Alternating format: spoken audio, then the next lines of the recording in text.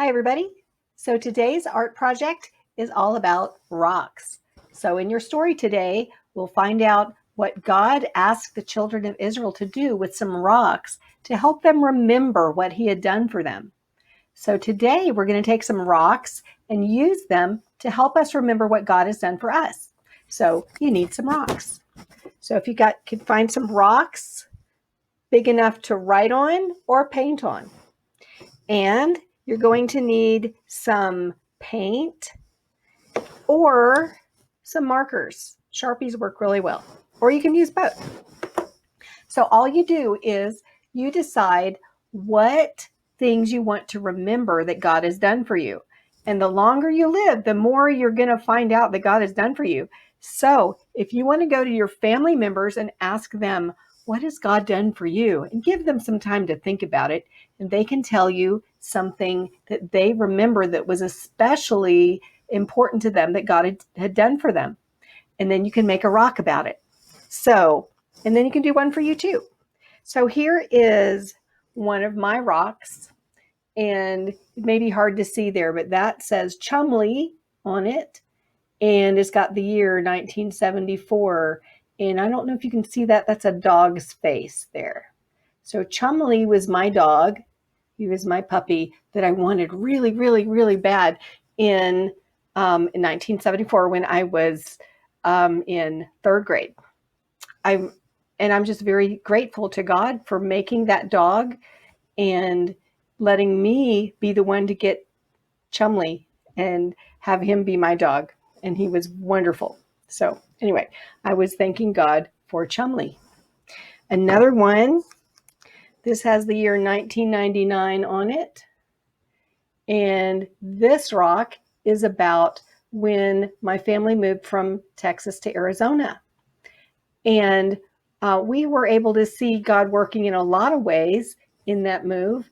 And one of the ways that God helped us out in that move was to help us sell our house quickly and buy the new house, find our new house to live in Arizona very quickly, so we wouldn't have to worry about our kids and our dog and our cat. And things just went very smoothly. And we were very, very, very grateful to God for that. And here's one. That one says 2009. And this is kind of a funny rock. This one was about the year I had a disease, but a long, long time ago, before most of you guys were born. And this rock to me is about when I had a disease called cancer. And so I was going to have to take some medicine to make the cancer go away. And the medicine was going to be really, really strong, so strong that my hair would fall out. And I wasn't really crazy about that idea, but the one thing that really bothered me was on my head, I had this little red bump. And I'd had the bump for a long, long, long time. And I'd ask a doctor to take it off. And they said, no, we can't take it off. It'll bleed too much. And so I thought I was stuck with that red bump on my head. But right before I started the medicine that was going to make my hair fall out, I went to a doctor and he said, oh, let me take that off for you. And so I was so very happy that God had sent me to that doctor so that I could get that red bump off of my head, so that when my hair came out, I wouldn't have to worry about looking at that ugly red bump every single day. So that was kind of a silly thing, but to me, it was a very nice way for God to show me that he cared about me. So your family's rocks will be all different kinds of things to remember. And it's important to remember the things that God has done for us so that when hard times come and scary things might be happening, then we can remember, God took care of me before and he's going to take care of me again. So make your memory rocks and they'll remind you what God has done for you and that he's always going to be there for you. Joshua fought the battle of Jericho, Jericho, Jericho. Joshua fought the battle of Jericho, and the walls came tumbling down. You may talk about your men of Gideon, you may talk about the men of Saul, but there's none like good old Joshua at the Battle of Jericho. Joshua fought the battle of Jericho, Jericho, Jericho. Joshua fought the battle of Jericho, and the walls came a-tumbling down. Right up to the walls of Jericho they marched with spears in hand. Come blow those ram horns, Joshua cried, 'cause the battle is in God's hands. Joshua fought the battle of Jericho, Jericho, Jericho. Joshua fought the battle of Jericho, and the walls came a-tumbling down. Then the lamb sheep horns began to blow, and the trumpets began to sound. Joshua told the children to shout that morning, and the walls came a-tumbling down. Joshua fought the battle of Jericho, Jericho, Jericho. Joshua fought the battle of Jericho, and the walls came a-tumbling down. This is the story of God leading the Israelites across the Jordan into the Promised Land. The Lord had caused Israel to wander the desert for 40 years because of the sins of their fathers. All the while, they knew two things. One, every Israelite remembered that the Lord's promise to give them a home in a good land, a land flowing with milk and honey. And two, the land they were promised belonged to stronger nations who lived in cities with high walls. They were going to land they'd never seen, and they were afraid of the people who were living there.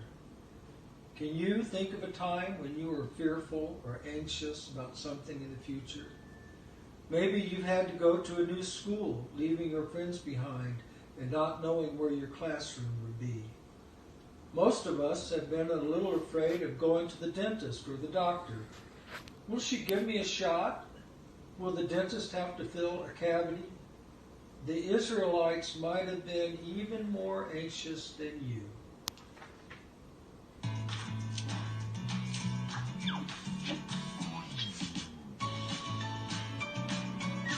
The faithful Hall of Fame, Joshua.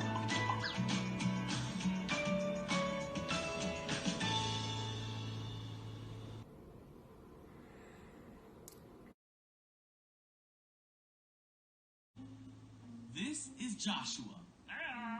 Joshua was the leader of the Israelites, who God would use to take his people into the Promised Land. Joshua readied his people to cross the Jordan River, which was the only thing dividing the Israelites from the land that God had promised to them. All right.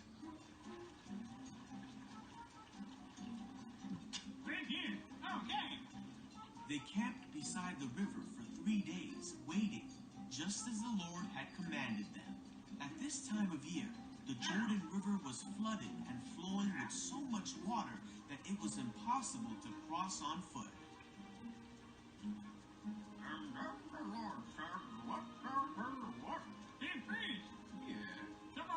God told Joshua to tell the people that the priests would carry the Ark of the Covenant and lead the people through the water. He told the priests to step into the rushing waters, and when they would do this, the waters would stop flowing. And as soon as the priests did this, the water of the Jordan River did stop flowing, and the priests stood with the Ark of the Covenant on dry ground as the Israelites crossed to the other side. God told Joshua to send 12 men from the 12 tribes of Israel to take 12 stones from the place that the priests were standing. When all this had been finished, as God commanded, Joshua called the priests from the Jordan. As their feet left the Jordan River, the waters came back into place, just as they had been. They brought their stones to their camp and set them as a memorial. so future generations might remember the story of how God brought his people through the Jordan River on dry ground. Thanks for joining us. We pray that God will bless you this week.